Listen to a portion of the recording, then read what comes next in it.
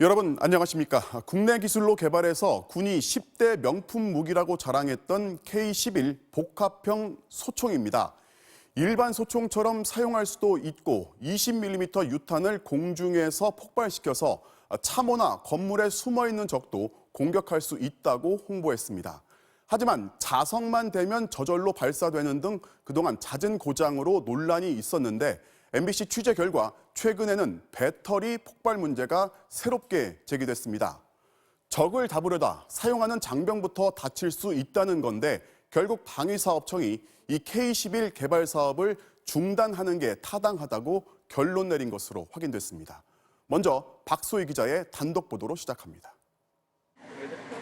소총도 되고 공중 폭발탄도 쏠 수 있다는 K11 복합 소총. 국내 기술로 만든 명품 소총으로 알려졌지만 2010년 일선 부대에 지급한 직후부터 문제가 끊이지 않았습니다.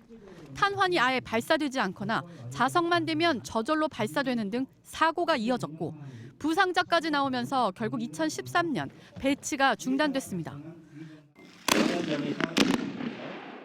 그런데도 군은 지난 2014년 시연 행사까지 열고 성능을 보완했다고 홍보했습니다.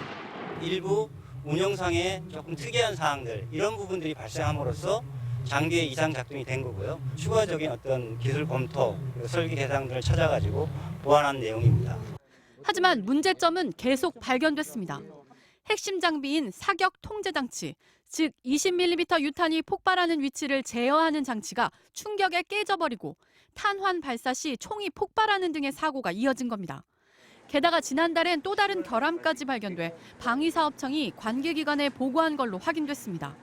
K11을 50회 이상 사격할 경우 리튬 전지의 내부 압력 증가로 폭발이 일어날 가능성이 있다는 겁니다.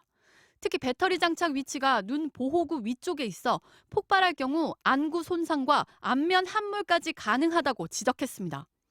결국 방사청과 관계기관은 지난달 K11 사업 지속 여부를 두고 사업관리위원회 회의를 열었고 방위사업청은 그간의 품질 논란에다 배터리 문제를 계기로 사업 중단을 건의한 것으로 확인됐습니다.